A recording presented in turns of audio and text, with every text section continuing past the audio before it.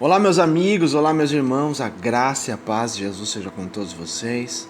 Graças a Deus nós estamos voltando novamente aos estudos da Palavra de Deus. Eu estou muito feliz por essa rica oportunidade e por você que está ouvindo. Amém? Que Deus te abençoe. Meus amados, nós estaremos hoje no livro de Lucas e vamos ver o que Lucas 1 nos diz e nos ensina. É assim, ó. Muitos já se dedicaram a elaborar um relato dos fatos que se cumpriram entre nós, conforme nos foram transmitidos por aqueles que desde o início foram testemunhas oculares e servos da palavras.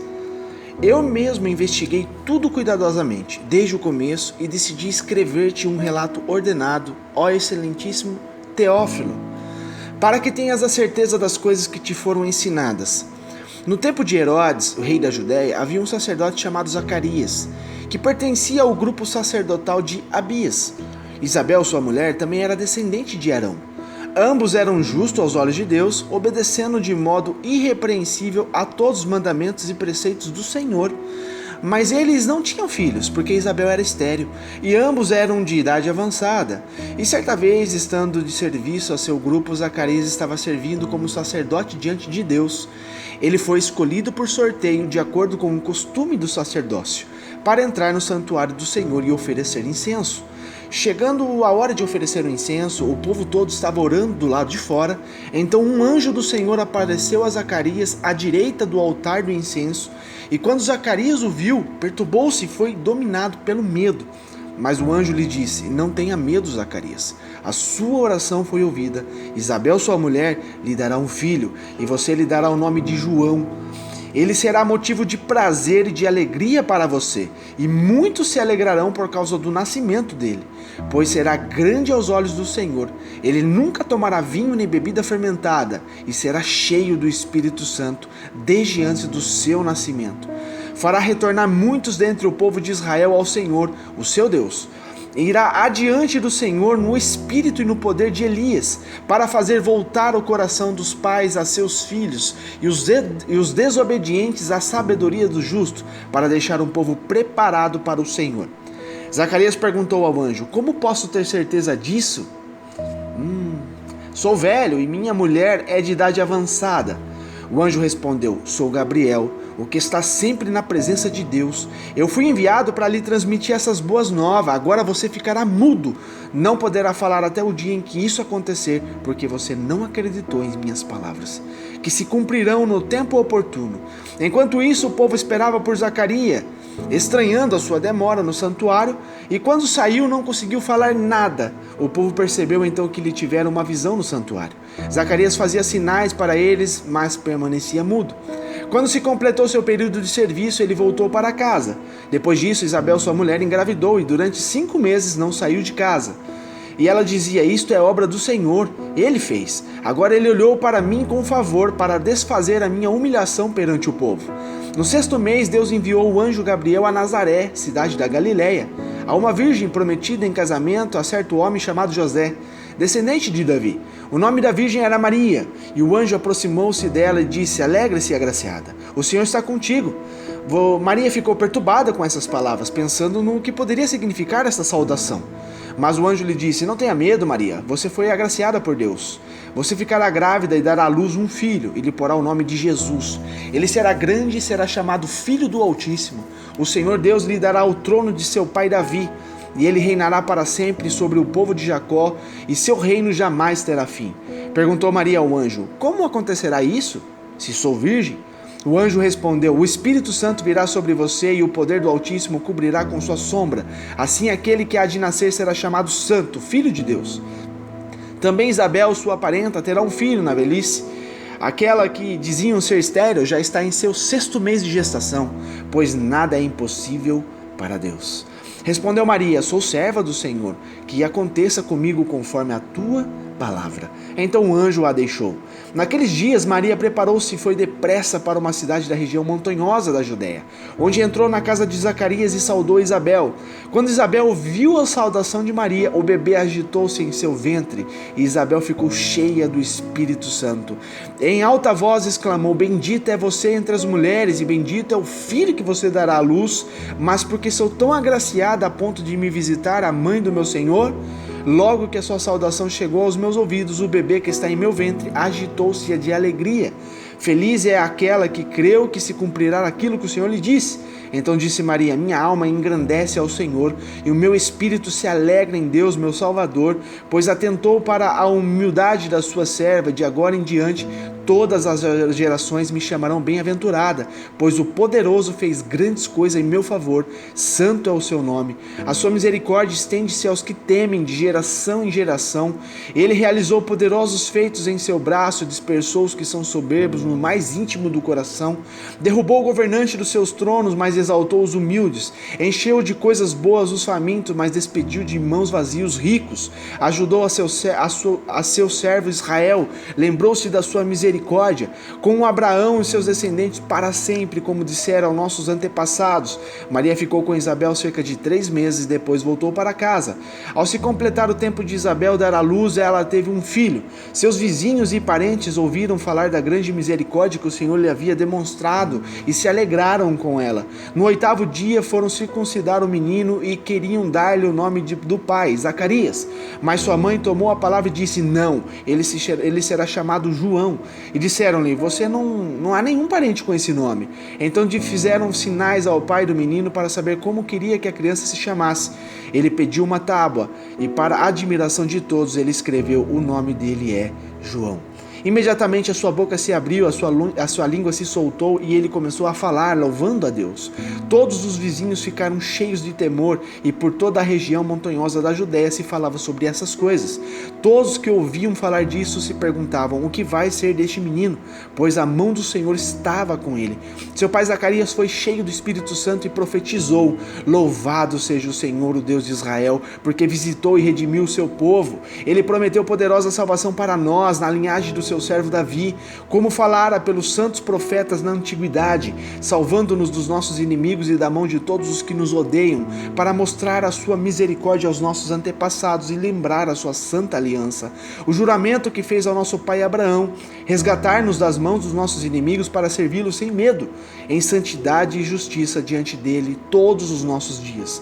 E você, menino, será chamado profeta do Altíssimo, pois irá adiante do Senhor para lhe preparar o caminho, para dar ao seu povo conhecimento da salvação, mediante o perdão dos seus pecados, por causa das ternas misericórdias de nosso Deus, pelas quais do alto nos visitará o sol nascente, para brilhar sobre aqueles que estão vivendo nas trevas e na sombra da morte, e guiar nossos pés no caminho da paz. E o menino crescia e se fortalecia no espírito, e viveu no deserto até aparecer publicamente a Israel. Amém? Glórias a Deus por isso, meus amados. Que palavra maravilhosa. Nós vemos aqui que Lucas escreve a Teófilo, né? Aqui o Evangelho de Jesus segundo Lucas. Ele nasceu de uma apurada pesquisa sobre a verdade relacionada à pessoa de Jesus. Então aqui em Lucas 1 nós estamos vendo isso detalhadamente. A palavra grega, anotem, traduzida por origem, quer dizer de cima dos altos céus, e se refere também a uma análise criteriosa do alto a baixo, do começo ao fim. Isso está dizendo a respeito do nosso Senhor Jesus.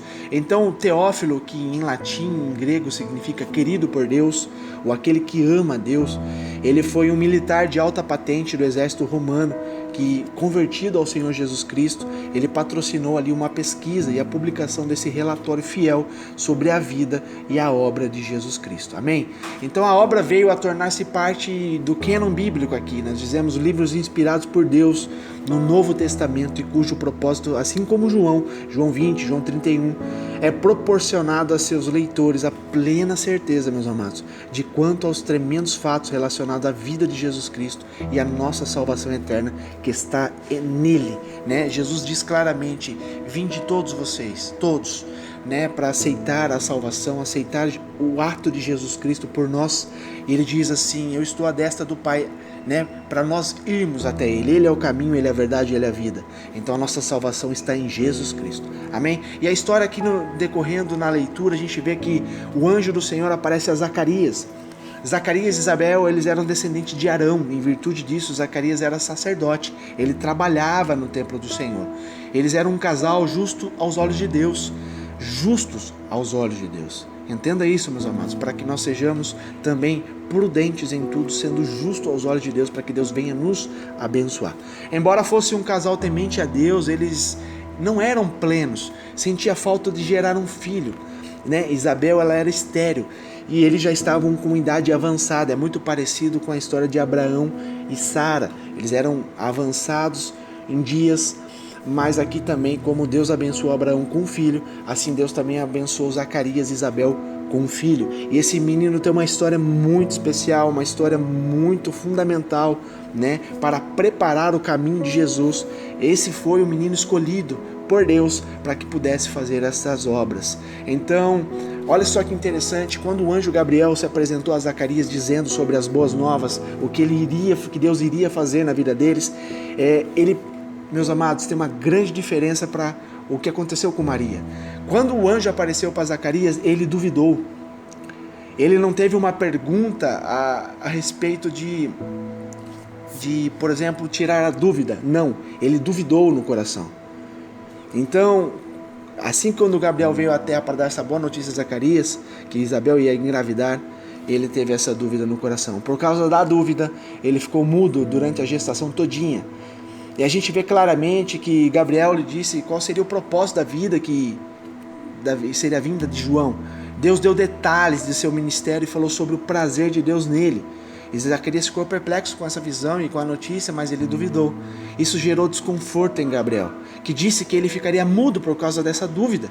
Quando a palavra vem aos nossos corações, da parte de Deus, meus amados, ela se cumpre, independente de circunstâncias, independente de ambiente, independente de governo, independente de situações, seja lá o que for que estiver passando, a palavra de Deus, quando vem, ela se cumpre, ela não falha, porque Deus não está dependendo de nada, Ele é supremo, Ele é sobre todas as coisas, Ele pode fazer todas as coisas. Então, sendo assim, Isabel ficou grávida, como Gabriel havia dito, e por 5 meses permaneceu em casa, visto que já era uma senhora. E contudo Isabel louvava continuamente ao Senhor por causa do cuidado, da bondade e da fidelidade de Deus. E quando Gabriel apareceu para Maria, assim como Zacarias, Gabriel apareceu para ela. E o propósito dele era comunicá-la de que, embora virgem, ela seria mãe do Salvador da humanidade, o Messias prometido. A gente vê que muito tempo havia sido profetizado esse momento, que era a vinda do Senhor Jesus à terra para cumprir o maior propósito de Deus sobre a humanidade, o maior milagre. Nunca mais haverá um milagre maior do que esse, a vinda de Jesus para morrer por mim e por você e para nos conceder a graça, que significa favor imerecido, a graça que nos leva ao Senhor, ter a vida eterna. Isso é a maior promessa de Deus para mim e para você. Se alegre, glorifique a Deus, louve ao Senhor, louve por este ato maravilhoso, meus amados. Agradeça continuamente por esse ato precioso que Jesus fez por mim e por você, nos concedendo a rica oportunidade de sermos salvos e termos a vida eterna. A morte foi paga por Jesus. Hoje nós não temos mais a morte quando nós aceitamos a Jesus e servimos os caminhos do Senhor Jesus. Amém? Naturalmente Maria, ela ficou aqui espantada e ouviu atentamente as instruções do anjo. Por fim, a resposta dela foi bem diferente do que Zacarias deu, né? Com um grande coração de serva, a mãe do Senhor disse a Gabriel: eu sou serva do Senhor, que aconteça comigo conforme a tua palavra. Ela aqui disse assim: mas espera aí, como assim? Eu sou virgem. Ela ainda não tinha tido entendimento. Eu sou virgem, eu não tenho relações sexuais com meu marido, como que eu vou ter um filho? Aí o anjo Gabriel explicou o plano de Deus. Aí ela disse a resposta: sou serva do Senhor, que aconteça comigo conforme a tua palavra. Então, algum tempo depois, Maria, ela foi visitar Isabel para saber como estava a sua parente, porque o anjo avisou ela que estava grávida já. E quando Maria entrou na casa, João Batista estremeceu no ventre de Isabel. Isso gerou grande alegria. Então a gente vê que, embora não devamos reverência a Maria, ou mesmo tratá-la como deusa, não podemos esquecer a grandeza da sua importância como mãe de Jesus. Né? Isso fica bem evidente nas palavras de Isabel: mas porque sou tão agraciada ao ponto de me visitar a mãe do meu Senhor. Então aqui nós estamos entendendo, Maria e Isabel, o fato de receber a visita de Maria, mãe de Jesus, deixou Isabel profundamente maravilhada, né? A gente vê aqui no 39 e no 40, ao ver as maravilhas que o Senhor Deus estava operando em sua vida e ao redor dela. Maria, mãe de Jesus, exalta a Deus e ela entoa um cântico de adoração e gratidão ao Senhor. É muito lindo você ver o cântico que Maria fez, né, para adorar e louvar o nome do Senhor. E quando chegou o tempo, o filho de Zacarias e Isabel nasceu, João. Quando isso aconteceu, as pessoas queriam saber como ele se chamaria. Como Zacarias ele estava mudo por causa do ato dele, Isabel respondeu que ele se chamaria João. Mas não havia ninguém com esse nome na família, né? Era costume deles colocar o mesmo nome do pai ou o nome de algum familiar. E isso deixou todos espantados, pois contrariava o costume deles da época. Daí eles pediram para Zacarias escrever qual seria o nome do menino, e para a surpresa de todos, o nome escrito na tábua foi João. Embora não tivesse sido combinado com Isabel, quando ele escreveu o nome do menino, Zacarias foi imediatamente curado. Com isso, todos ficaram espantados e Zacarias louvou intensamente a Deus por todos aqueles atos. Então, ao voltar a falar, Zacarias começou a profetizar a respeito de João Batista, e as suas palavras são um resumo da importância e da grandeza daquele que seria o precursor de Jesus Cristo. Ele ficava lá no deserto, ele não seguiu a linhagem do pai de ser sacerdote, sumo sacerdote.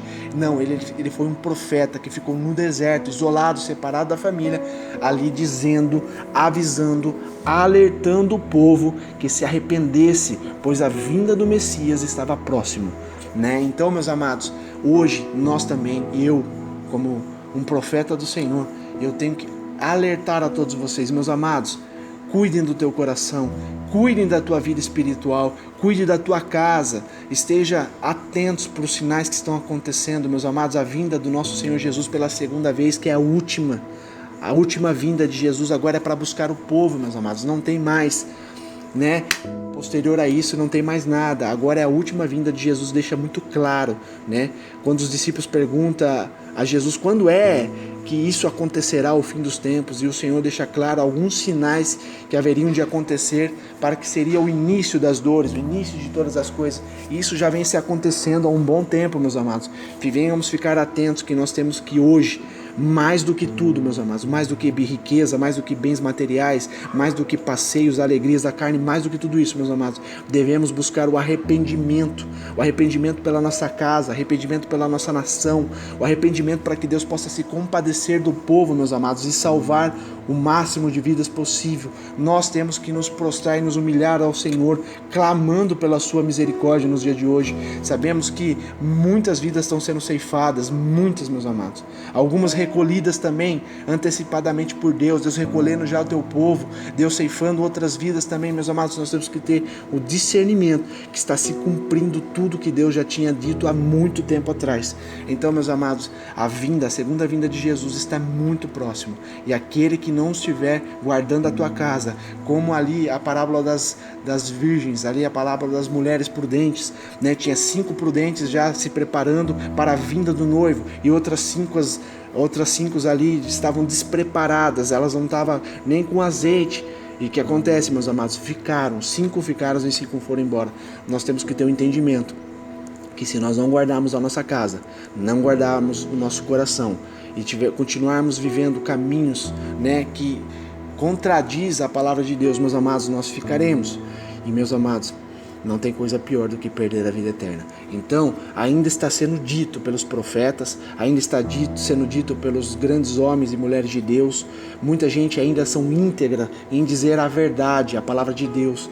E contrapartida, tem muitos outros profetas, falsos profetas, simplesmente profetizando riqueza, simplesmente profetizando coisas materiais, coisas que alimentam o ego da pessoa, alimenta ali simplesmente o que o povo quer ouvir, não o que Deus quer dizer. Meus amados, fiquem atentos a tudo isso. A palavra de Deus está se cumprindo, e a palavra de Deus diz que temos que procurar primeiramente o reino de Deus e a sua justiça, e todas as outras coisas vos será acrescentada. Deus acrescenta se Ele quiser as demais coisas. O mais importante para Deus é a tua alma, a tua vida, pois Deus tem o prazer que nós venhamos ter a salvação para estarmos com Ele naquele grande dia. Amém? Então, meus amados, aqui estão alguns exemplos bíblicos, né, de coisas maravilhosas que Deus fez por homens e mulheres, né, para se cumprir toda a palavra de Deus. Está se cumprindo. Fiquem atentos.